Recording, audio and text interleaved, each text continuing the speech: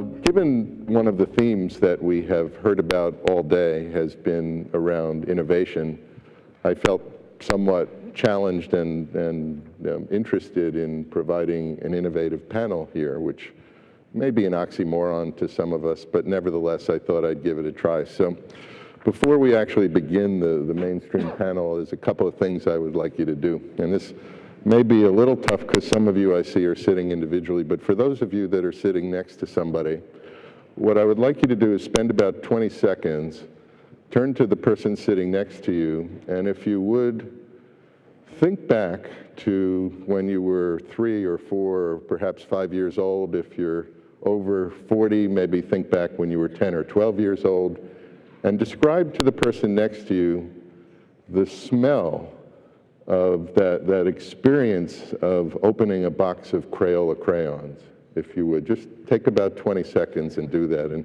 this actually will come together for you in a minute, but go ahead and just sort of talk amongst yourselves and do the best you can to kind of articulate what that smell is about.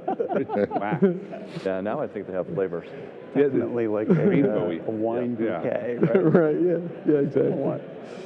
Okay, enough. I thought it was going to stale one. Okay. You can do that next. The second part of the exercise. There we go. I hold in my hand a small object. It's about 3.5 inches long, yellow on one side, red on the other side. And this is probably a tough audience because a lot of you guys and women are probably going to know what this is, given the venue of MIT and high science and tech. But can anybody tell me what this is in the audience? Can you see? Nobody. Well, it's close. Anybody else? Yeah, it's a good guess. Okay, in the interest of time, I'll keep this moving along. This actually is a premium toy, came from a Captain Crunch box, cereal box from the 1960s. If I blow it for you, for those of you that might be musically inclined, and I understand there's a high correlation between technologists and musicians, perfect 2600 pitch, right? Now, if I tell you 2600 hertz, does that ring any bells? Yeah, now you guys know, right? This is the beginning of computer hacking as we know it today. Discovered by John Draper, AKA now Captain Crunch, in the late 60s, the 2600 hertz tone he discovered was the analog equivalent of the long-distance signal jammer on the AT&T phone network in the late 60s. So what was discovered was blowing this whistle into the phone enabled you to make a free long-distance phone call, thereby beginning the industry that we now know of today as hacking or computer crime or whatever label you want to put on it. So now I will bring this back together for you. What you have just experienced is what in the security field we would call two-factor authentication, a very important part of identity management, right? Nobody got the first one right. How many, raise hands, how many people sort of got the Crayola smell? I mean, were you able to sort of get that? Like half the group. So basically, these people have all failed the two-factor authentication test. So we go home now? Well, now, I'm going to ask the panelists, should we let them stay or not? Sure. Well, I think because of the scarcity out there. Yeah, exactly, and it's raining, and they probably want to be in out of the rain anyway. So, anyway, thanks for playing along. It's hopefully that kind of got things stimulated a little bit and represented at least a good shot at the beginning of an innovative panel. We have some great speakers for you this afternoon. The topic, as you know, is security and mobility panel. And clearly a huge issue. Each one of these are huge in and of themselves, as the ubiquitousness of internet and broadband and mobile devices have really taken over. Something like half the world's population have broadband connections. More than half the world populations are walking around with cell phones, in many cases, multiple cell phones and stuff. They really are creating new sets of challenges and opportunities for both consumers as well as enterprises. So today's panel, what we're going to discuss are the core issues around security and mobility in these spaces. We're going to look at the challenges that these pose in terms of collaboration, certainly a wonderful, innovative tool. We've heard a lot about customer focus and collaboration internally and externally across the enterprise. Clearly, security, data privacy, information security kinds of problems and challenges that are related to that. From a legal perspective, clearly, we're in a regulatory environment now as part of the new normal, unseen before in terms of government involvement and new standards, new guidelines, new policies. Used to be kind of a back office function, although now we're finding more and more time spent by CIOs and the entire IT department around the whole issue of risk management, compliance, and dealing with many legal issues which frankly are yet to be explored in terms of real responsibility, and much of this has to do with culture and society as it does to discuss the impact of technology. So we'll be talking about that on the panel as well.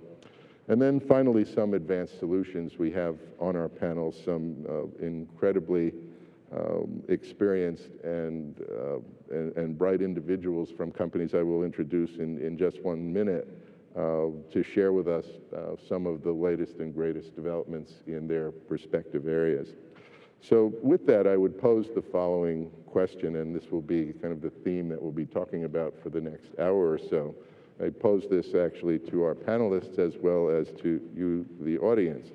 And the question we want to ask here is, what are CIOs willing to give up and do for how much security? Again, what is that tender balance that we need to strike between security, flexibility, agility, and responsibility? And we'll give you a hint to start off. This is not just about money. There are lots of other things that are involved in this conversation that we'll get into. So let me introduce our panelists. To my immediate left, Allison, VP Managed Services of Navisite Inc. Alan currently serves as VP of Services at Navisite, a global managed hosting and cloud services provider. Over 2 decades of security and compliance experience. Another interesting thing, by the way, in many of the bios you're about to hear, and from what I've heard all day long, people are measuring experience now in decades. I remember when I first started out in this industry, 10 years experience was considered a lot. Now we're talking in decades. So in any case, Alan has had the opportunity to work with industry leaders such as Cisco, RSA Security, Checkpoint, BT Compliance, and others to help develop comprehensive security products, solutions, and offerings. He's often called upon to provide market insight and consulting to investment firms and venture capital groups to lend guidance and direction on market investments. Alan's area of focus for today's panel will be upon challenges facing the enterprise with respect to compliance within a cloud computing environment, certainly something near and dear to all of our hearts. Next to Alan is Anthony Christie, CTO and CIO of Global Crossing. In that role, Anthony is responsible for the development of Global Crossing's IT strategy and for the operation of their global technology, working with stakeholders, customers, and partners to ensure the delivery of a differentiated experience which maximizes customer value. Again, major focus on customer value, which has been such a critical part of today's conversations. Anthony leads the customer experience re-engineering team and global business process initiatives. He has previously held leadership roles in marketing and sales, business development, and product management. Again, another interesting theme we've heard about during the day. We have somebody essentially coming from the business side, marketing, sales, product development, who is now in a CIO and CTO role, both internally and externally facing. Very interested to hear from Anthony about some of his experiences there. Anthony's focus today will be upon security issues one faces when evaluating cloud technologies and business models. He'll share with us a true insider's perspective of what it's like to use products that you sell internally, also known as drinking your own champagne. Next to Anthony is Stephen Elephant, CIO of Heartland Payment Systems. Stephen was the founder of IC Verify, the first PC software product for credit card processing. He subsequently founded several successful Silicon Valley startups over the next 20 years. In January of 2009, he joined Heartland Payment Systems to develop end-to-end encryption product for their company.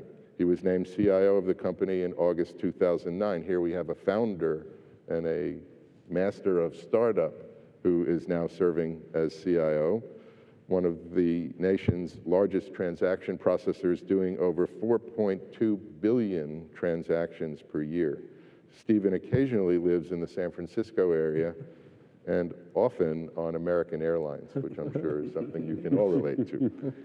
Stephen's area of focus for today will be around security and payment processing. We'll share with us views on critical topics like standards, encryption, tokenization, as well as providing some great insights into the use of mobile devices to originate payments. Finally, Mr. Andy Ellis, Senior Director of Information Security and Chief Security Architect at Akamai. Andy has been at Akamai for 10 years. He is the designer and manager of the team responsible for overseeing the security architecture of the company's massive globally distributed PCI DSS Level 1 merchant services network. Andy's area of focus for today will be the enterprise environment that is clearly evolving from a centrally managed fortress infrastructure to a distributed enterprise, increasingly using global cloud-based services and supporting mobile users using novel devices like smartphones and tablets. You will notice he has a tablet in his lap. I have known Andy now for about 24 hours, and I would share with you that I have not seen him without his tablet in his hand during that entire period. We'll find out what he does at night when he goes to bed and whether that's under his pillow or not a little bit later on. As we make the transition, we have both challenges and opportunities. How do we trust our new models and at the same time maintain visibility? How can we improve security, especially using devices with lower levels of user capability? So with that, I will turn the floor over to Allison, who will talk to us about his experience. So one of the things that we all went through about 10 years ago was whether or not it made sense to outsource or insource, going through the cost analysis of where you put your resources and where you invest. And then everybody kind of said, hold on, wait a minute, don't do anything, because now how do you protect your security? When it leaves your infrastructure, something that you have your arms around, there's a whole shift in how you maintain those things. And that has led into a shift into true compliance, or an understanding of the compliance around us. A lot of the companies that we deal with now come to us and they say, well, you're telling me that we're going to outsource everything to you. We've gotten past that hurdle, but now you're telling me to move to the cloud. Now, the difference in the cloud is that we no longer have that control over exactly where our information sits. So how can we ensure that we're still following all those same compliance and all the issues that go along with it? Mm-hmm.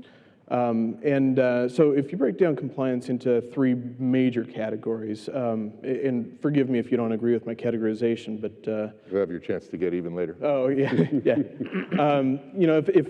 The first of the three would be something that you have to do with very specific requirements. PCI is a great example of that, and NIST is another one. The second categorization would be guidelines or things that you ought to do. Things like HIPAA and GLBA are some of those guidance, but they don't specifically say you have to have this piece in place or that rule in place or anything along those lines. And then the third is the infrastructure around the kinds of things that you might want to do that lead you into things like ISO certification or other elective type compliance.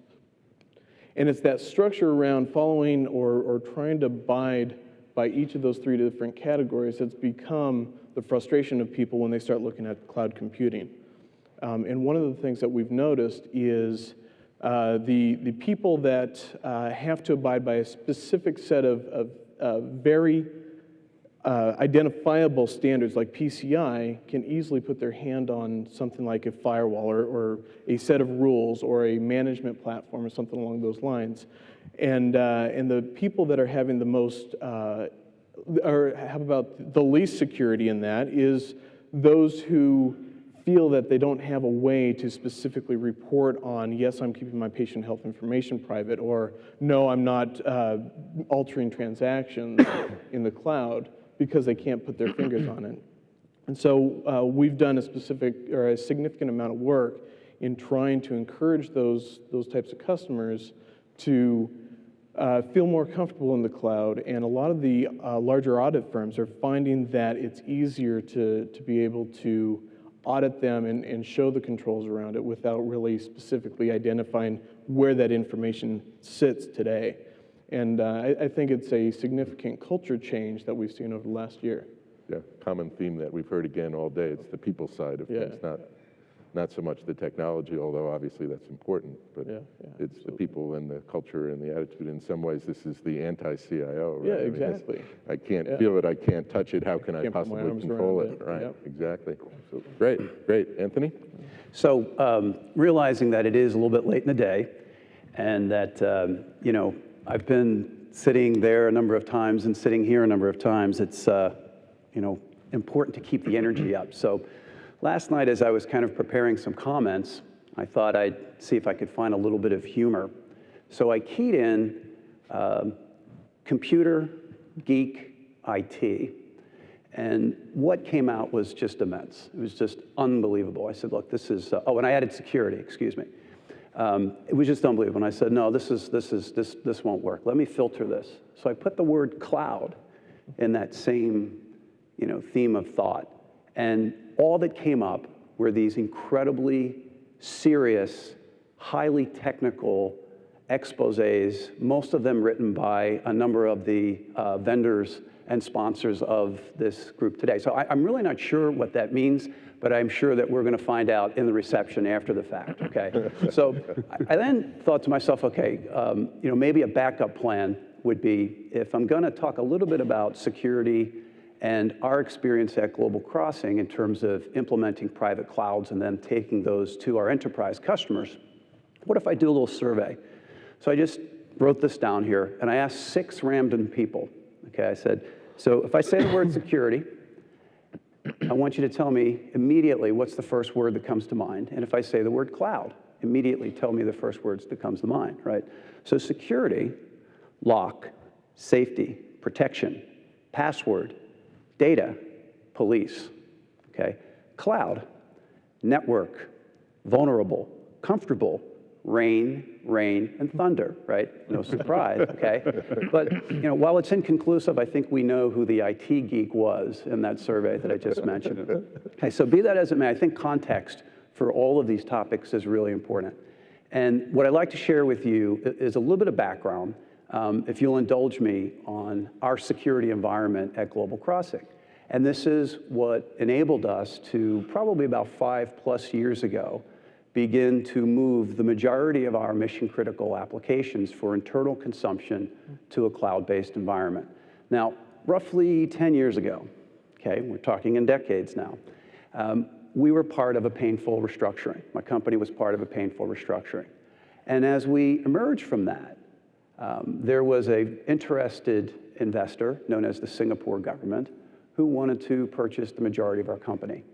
And being a strategic asset, we're a global IP services provider. We have submarine cables and IP POPs in 300+ cities around the globe. It's deemed a strategic asset. So if you recall, we had pretty unfortunate geopolitical times then. This is post 9/11, and there was not a lot of friendly attitude towards foreign investment in strategic assets.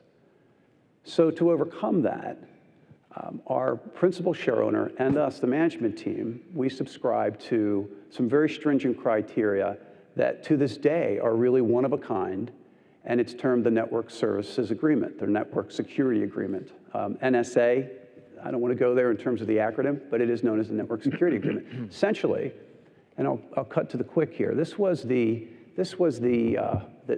tick list from the DoD, Department of Defense, Department of Justice, FBI, Homeland Security, and Department of State for best practices for a telecommunications company as it related to security.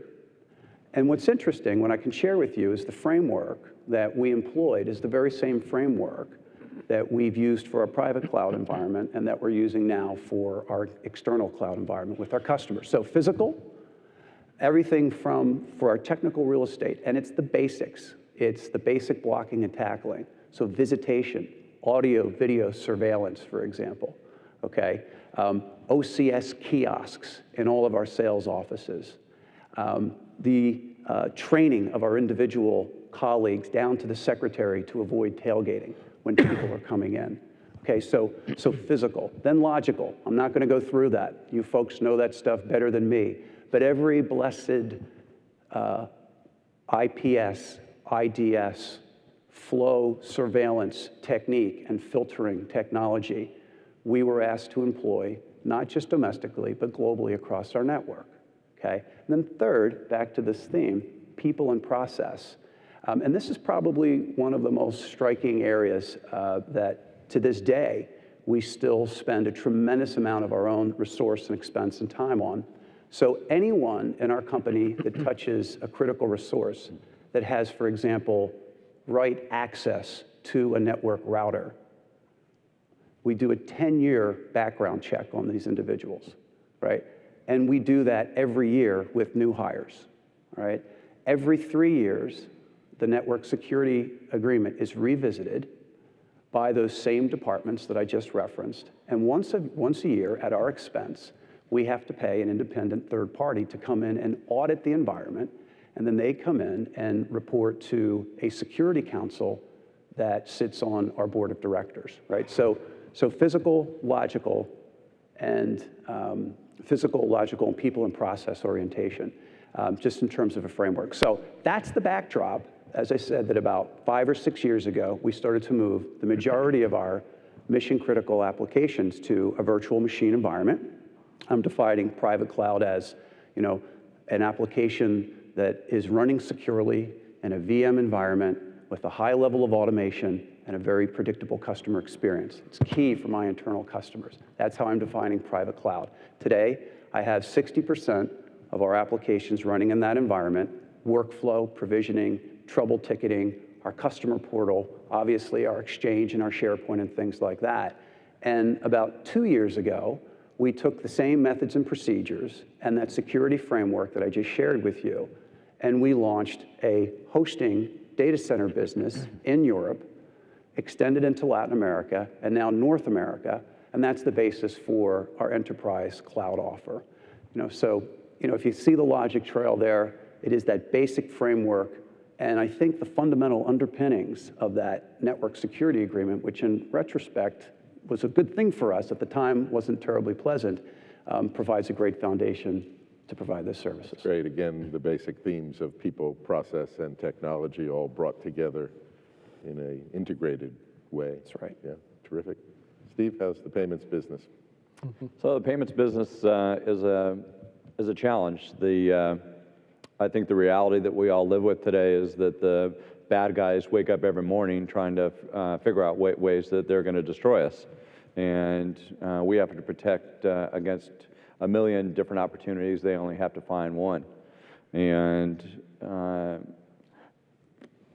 one of the things that we've tried to focus on is that the knowledge of these security threats should not be a competitive differentiator. And what we found is that the good guys oftentimes, or most times up until now, have have operated really in silos. So where the bad guys are very good at sharing information, hacker websites, hacker conferences, the good guys, because of Marcom, legal, will silo that information.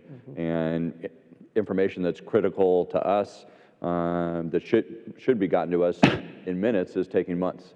And that's the challenge that we have to live with. And how do we get the good guys together to start to share information? So we've actually started a group in our industry called the PPIC. It's the Payment Processors Information Sharing Council. And we invited our top 15 competitors, colleagues to the table and said, let's start to share information.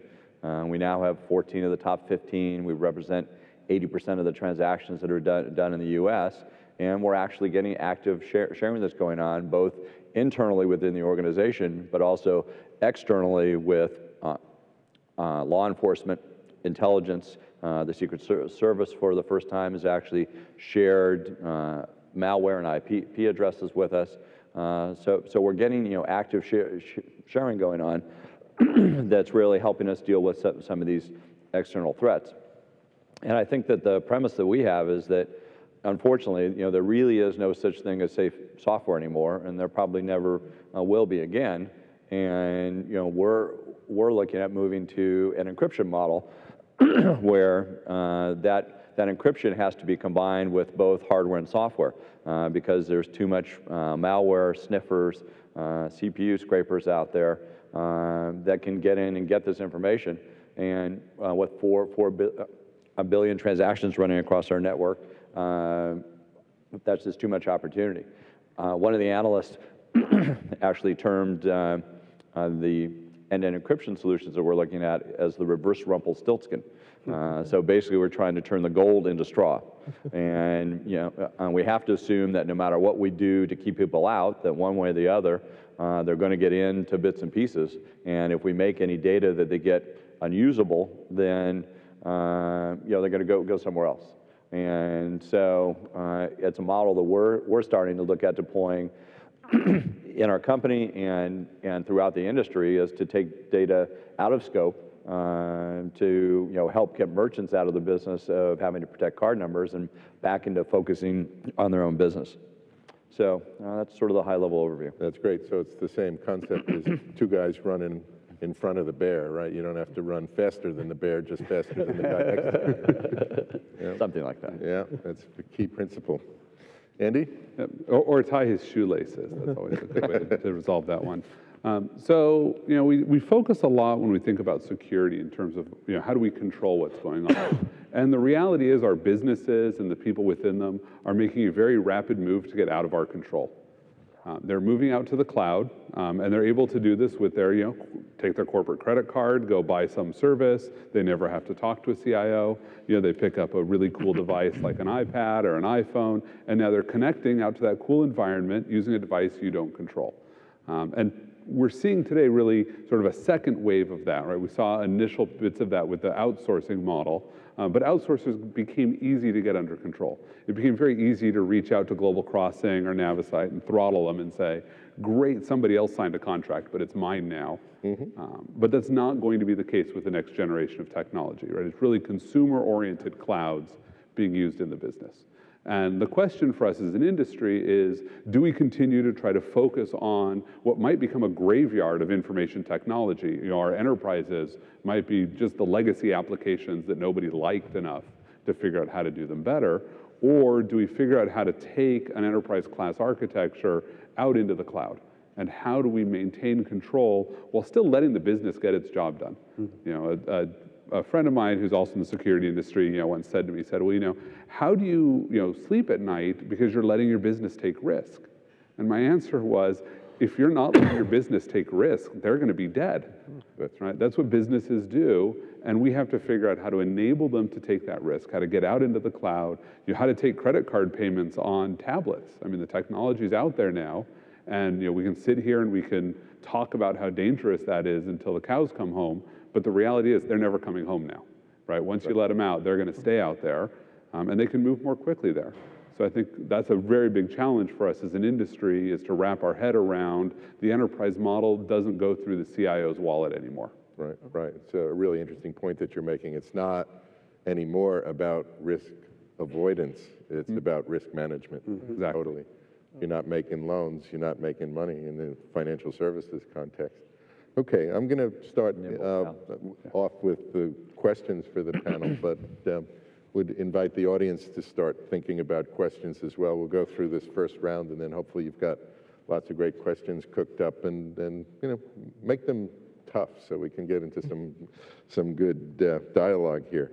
So let's look 2 to 5 years into the future, which in this business is at least one generation, right? So depending on whose crystal ball you like, but within your respective areas, what do you see happening? I mean, clearly the technology will advance very much as we've talked. I mean, there's going to be increased bandwidth, there's going to be more mobility, there'll be proliferation of all these devices. We're not going to be able to stop people from utilizing the bandwidth the way they want. Passwords clearly are interesting, but if again I ask the audience how many of them use the same password for most, if not all, of the websites that they visit, I'm sure most of them would raise their hand. We won't ask you that question because we don't want to embarrass you anymore, but clearly that's not it.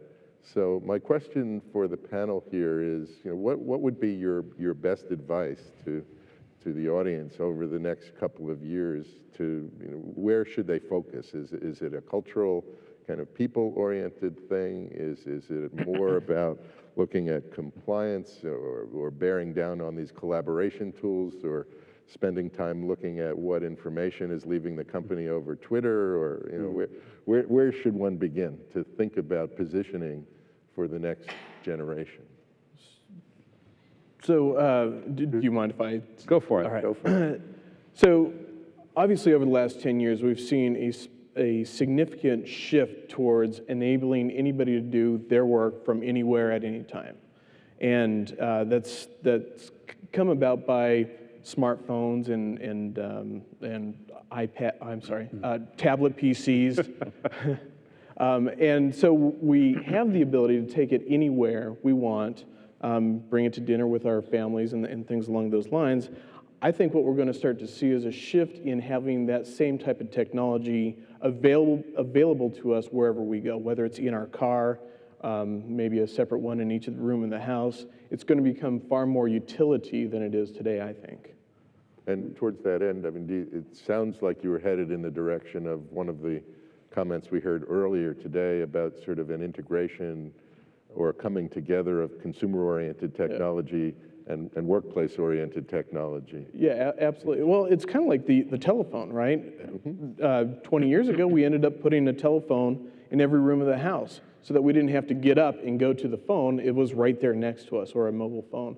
And it's really the same thing as that enabling the people to do work or home stuff from anywhere in the house, anywhere in the town. Great. Yeah, Anthony? If I can just build on that, if Sure. we take the concept of that consumerization element, and I think one of the areas that I spend a lot of time thinking about, and to your question, Harvey, what would we encourage the audience to think about? It's the the blurring of that line between what is traditionally considered part of what you can control and what is in your domain as the enterprise, and what isn't.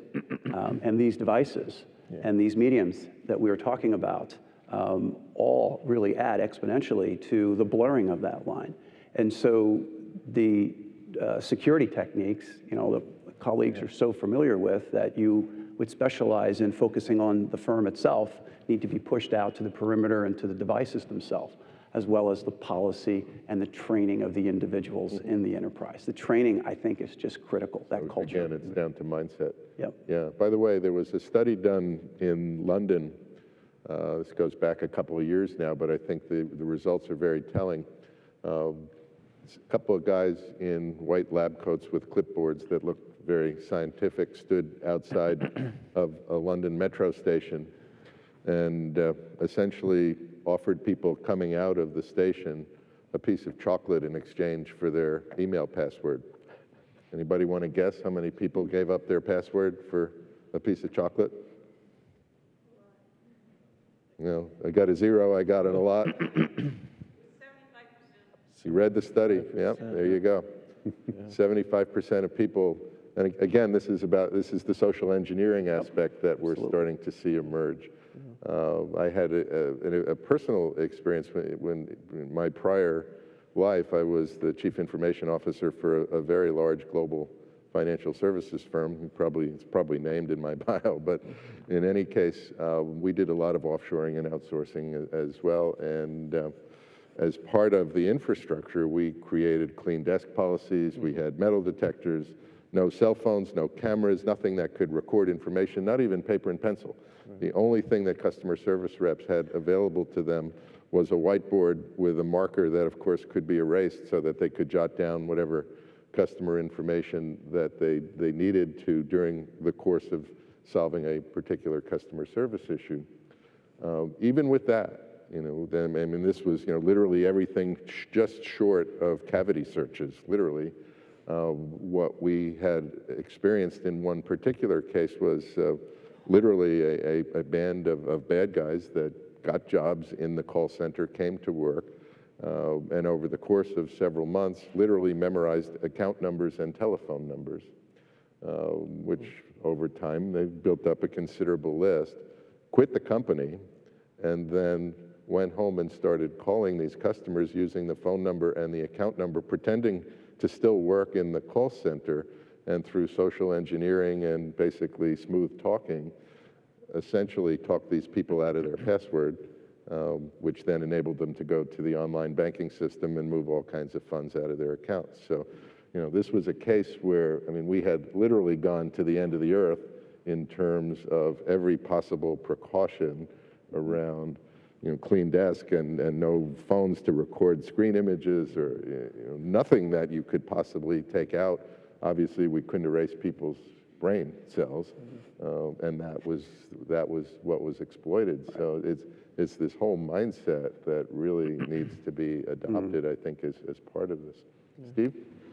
So I think that it does start with culture and having everyone thinking about security, but as we move to locking down the data and move to encryption, I think we have to worry about the insider threat as much as we do the external threat.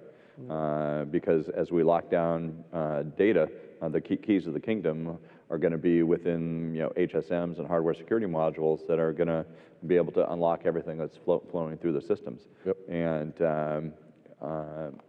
you know, that's something we're really taking a hard look at you know, extending how we really protect the data, protect the keys, and avoid the insider threat of a collaborative attack. Yeah, you know, it's a very good point, and you know, another one of life's little dirty secrets that in financial services in particular, when you look at the frequency of attacks and you look at the budget that is spent defending against those attacks, typical IT department would spend about 80% of its security budget defending against external attacks, 20% internal. Yet when you look at the actual loss rate, financial losses incurred as a result of intrusions, it's exactly reversed. 80% of the losses come from internal rather than external sources. So, you know, it's one of those little conundrums, like, you know, how they get the M's on M&Ms, you know, it's just ponderable, but Just like that. yeah, in any case, Andy? Well, I think one of the things that we have to do as we look to the next few years is understand what kind of organization we are to decide how to adapt to it, right? You guys have had some great examples of how to think about security in the silicon-based organization, Yep. right? You think about the company that really is a network of computer systems that we plug people in, right? You brought a person into a call center, and all that you cared about was that they were a better computer than what was sitting on their desk, right? And they're exchangeable, they're reversible, so you can put all of that data leakage controls, you know, in place that you want. And as you note, they're still fallible. You know, 20 years ago, I worked for one of those companies, and I still have 5 social security numbers and the names of the persons that go with them in my head because that was the identifier. I typed them in often enough. Yep. I walked away, remembered. 20 years later, they're still in here. So, you know, maybe there's a breach in the future for those companies. What do you do with that? You know, but most companies that we have to live with are carbon-based, right? They're not about the computer systems, they're about the people, right? So we have people that we want to empower to do a job, and the computer systems are really there to help them be more efficient. The computer systems aren't intrinsically valuable at that point, right? And when you think about security controls, quite often we talk about best practices and, you know, data loss prevention, in mobility and whatnot, and they're focused on that silicon organization, that organization in which the human really doesn't have value, you know, that they're a better computer. But in a, you know, carbon-based organization, what you really want is for that person to be as productive as possible. And, you know, the problems we run into, especially then the companies that are that cyborg, right? That you have a lot of those silicon-based, you know, sub-processes, but you still have carbon-based people floating through who need that, you know, more liberal attitude around them. Yeah. Sounds like Star Trek. Kind of like, yeah, gets to be very futuristic. Let's extend that thing. Do we have nobody's lined up. I promise we won't ask you any more about Crayolas if that's what you're worried about. But feel free, step up to the mic and ask questions. In the meantime, let's pursue this sort of organizational, cultural aspect for a minute. One of the things that I get asked a fair amount is where should the CISO, the Chief Information Security Officer, report within the organization? Is that something that should report to the CIO? Is it something that should report to the, obviously Chief Risk Officer would be another possibility, although many corporations still don't have Chief Risk Officers. What's been your experience, or what would you say is kind of a best practice, if there is such a thing, in terms of the organizational placement of that function? So I think as the closest to one of those on the panel, I'll answer first. So I think it varies by the organization, right? The most important job of a CISO is to educate the business, the CIO and the business units about risk. Right? That's your most important function. Yep. You know, and I think a lot of people in that role have thought it was about stopping risk. So we said, oh, I have to report to the CEO or to the board because I have to stop the company from taking risk, and I need that level of power. Right? And that's not really what it is, right? So the relationship building, and every organization is going to be different, but you do have to have that avenue to the top, right? You have to be able to say, look, the level of risk you're taking in this end-to-end encryption thing, that's a little too high. Right. I don't think you're making good judgments. I'm gonna go talk to your boss. Right? And be very open and honest about it, right? You're not going behind somebody's back to stab them. You're just saying, you know, my judgment is different than yours. Right. And I don't think either of us is at the senior enough level to make that decision on behalf of the business. Level issue that has to be aired. And so as long as you have a structure that supports that, that's what's important. And I would just add to that, I mean, the question then becomes, what's the top? So in our case, the individual's part of operations, but make no bones about it, you know, his report goes to the security committee on our board of directors. Yeah, there you go. Okay, and we're not there when that's done. Yeah. So it's pretty straightforward. Take it seriously, Yeah. obviously, very seriously. Yeah. We have a question from the audience. Yeah, it's more of a topic area. I wonder if we can go, Michael Siegel from MIT, if we can go beyond the corporate view of security and address more the relationship between corporations and governments and between corporations and multiple governments. So, for example, in the act of treaties or laws that are created. How is that working now with your organizations? How's that helping you? How is it hurting you? There's not a lot of laws, to my knowledge, that are very helpful right now. So I'm wondering how you're bettering that situation and making it better for you. Right, yeah, great question. So, well, I mean, I'll start with a train of thought. We do business all over the world. Yes. And in our industry, we have a term. It's known as A-end, B-end. Okay, you know, A-end means that someone in Buenos Aires actually closed a sale and supporting a government customer, or B-end means that he or she is supporting something that was closed in Washington, D.C., okay? Very often, the criteria that we would hold ourselves to in North America around privacy, around compliance, as it relates to you know, we're all familiar with the term CIA, you know, confidentiality, integrity, and availability. Oh, is that what it means? Okay, you know, in security nomenclature, we typically, and there are exceptions, particularly in Western Europe, we would typically find that, you know, the highest common denominator is the one that we're held to right here between our company and our government. Interesting. Okay. As an extension of that, and you know, I'd like to hear from other panelists here, are there issues in your experience in potential conflicts as you go from country to country, trying to be a global organization? And you know, the EU obviously has one set of standards, the US has another set of standards, Asia Pacific may have another set of standards, and often, as we know, either they don't line up or worse, they're at odds with each other. So what's your experience with that, Steve? Well, I would take a slightly different spin, Harvey, that since we're a North American organization, we're just focused here, but the people that are trying to attack us are outside the U.S. There you go. And so what we've been trying to do is really work with Washington and with law enforcement to say, you know, you don't necessarily have to bring the bad guys back to the U.S. I'm just as happy with them sitting in a Turkish prison as I am here, and it's just as good to be able to prosecute people. outside the U.S. The challenge has been with extradition, that these bad guys are making so much money today that they buy off the politicians within the country, so you can't extradite them. Yes, yes. So it's a global problem, even for a North American company like us. Yeah, yeah. The other experience that I had in my former role was in many countries being in possession of and actually selling lists of account numbers and passwords is not illegal. Right.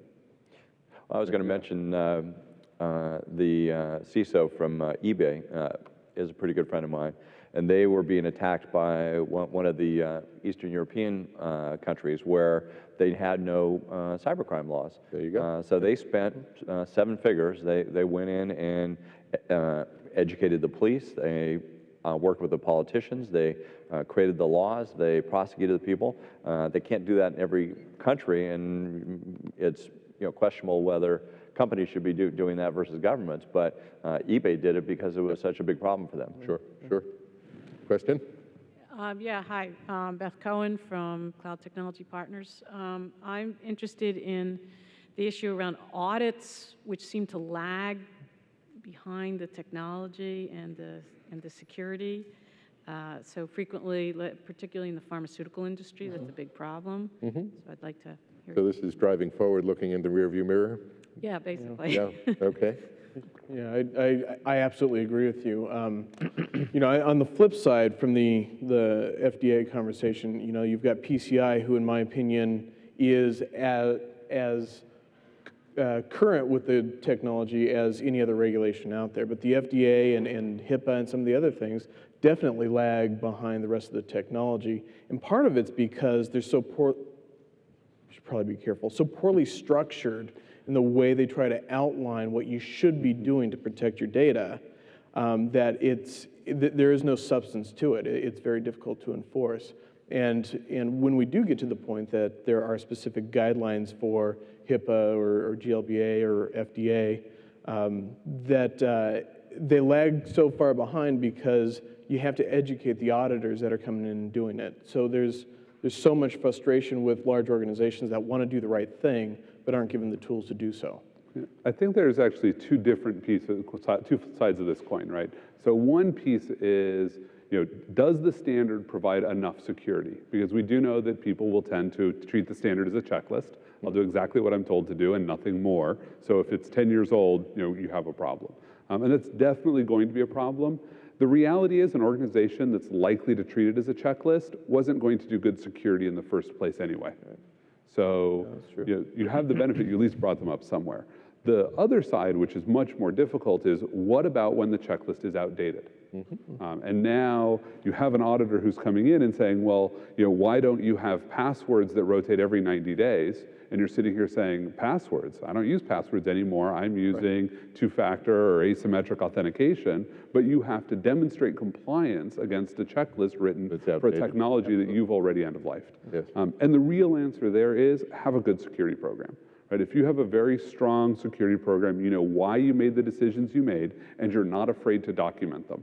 Right? When an auditor walks into your house, what you want to show them is pages and pages, books of documentation, all typeset in the exact same fashion, because that's what compliance with auditors is really about. You want to succeed at an audit, it's about typesetting. Look good, right? Absolutely. But I think audit is a bit of a misnomer, especially in the payments world. PCI is a great best practices, but it's 270 check the boxes. And a lot of people think that if you pass PCI that you're safe, and it's just not the case. Right, it's a false sense of security. Exactly. Which is the most dangerous. Yeah. But there is a part of risk mitigation in making sure that you check all those boxes. You've got the protection of Visa and MasterCard behind you if you can prove that you've checked each of those boxes. Actually, that's not true. If you can pass a PCI audit, and if you're breached, then you're not in compliance anymore. And so by definition, you were never in compliance. So it's retroactive. Oh, yes. Yeah, the reality is the reason you have to check all the boxes is that for many businesses, the biggest risk to them as a business is failing an audit, not being breached. Right? You fail an audit, you may be out of business because the regulators won't let you operate anymore. You're breached, you've just lost some money. Right, yeah, you're taken offline. Question? Hi, I'm Alice Buckner. I'm an adjunct professor of organization development at New England College. I want to know the whistleblower hotlines that are outsourced, the vendors that provide those 800 numbers. Do we have any proof or any research that shows a correlation between having those in place and a reduction of risk? Anybody familiar with those? The tail end of the question, ma'am? Do we have any information on? Do we know that having a vigorous whistleblower program actually reduces risk? Okay. Or we offer an 800 number that's hosted away from the company, completely So anonymous? you're looking for some sort of quantitative evidence Yeah, that, either for or against those phone number services. I don't have any Anybody else? concrete data. We have a ethics line. I'll tell you what we prescribe to. We have an ethics line. We have a chief ethics officer. This is not outsourced. This is his desk. He wears another hat in the company as well. But you know, it is taken very, very seriously. You know, this individual has also been sanctioned by the board. I'm not suggesting it's linked to our security agreement, but I think it was just along the lines of best practices. right, sure. Anyone else? A quick Google search doesn't bring up anything in case studies and that. That's one There you advantage. go, of having- real time. You know, No quantitative evidence. no, there's no evidence one way or another. At least out in it's front of it. easily accessible in 2 seconds. Well, hopefully we'll be invited back. It'll be a great conversation for next year's symposium. Any other questions from the audience? We have time for a couple more questions. Sir? Yes, hi, my name's Jeff Scott. These security issues seem kind of daunting for a smaller organization, the low end of the Fortune 1000 and below that. Would our risk profile be substantially improved by moving to a cloud structure? Interesting. If I can start, I'll speak from a network service provider standpoint. I think your question is precisely the reason why not only us, but other service providers have developed a network-based, not a premises-based, but a network-based managed security offer. And it's precisely the reason that you just suggested, the time, materials, expense required from an enterprise of any size to keep up with the various vintages of malware and the number of viruses, et cetera, that come at you every day, and the consistency of training and people in your organization. That was equally the second reason. That's why that's a high growth area for us. Yeah. So I think I want to there's a slight gap between your question and the answer, right? And I'm quote Chris Hoff, who's one of my favorite pundits, says, if your security practices suck in the enterprise, if you move to the cloud, they're just going to suck with high availability. Yeah. Right? And that's the reality, right? If you're not investing in security, then moving to the cloud without investing in security there isn't going to make you much different. It might give you high availability, and that might be what you need.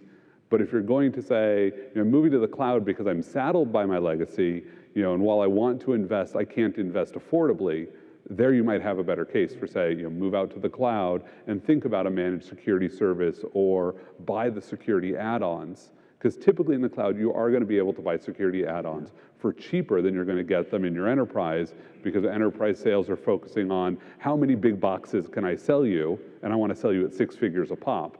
Whereas in the cloud, you're going to pay for what you consume. Right. Yeah, great question. Yep. Any other questions from the audience? Okay, let's go for another 800-pound gorilla. Biometrics. What's going on? Any progress? I mean, obviously, this is kind of throw the puck on the ice and jump back. I hate them. I'll stand right up here and say I hate them. And the reason for that is that you should never protect an asset with an authenticator of greater value than the asset. And biometrics are almost always of greater value than whatever you were trying to protect with them. Your employees' lives are not worth whatever you were trying to protect. There's a few cases where that might not be true. But in most things, right, a biometric is an authenticator that cannot be rotated, that is easily captured. It's usually reduced to a couple of points, right? You think about the fingerprint scanners and what are they doing, right? They're scanning a couple of points on the fingerprint and they turn that into an authenticator, right? This is easy to attack in a lot of different ways. So I look at biometrics and say, this is a place that unless you've got really high value, military data or amazing financial data, you shouldn't be considering.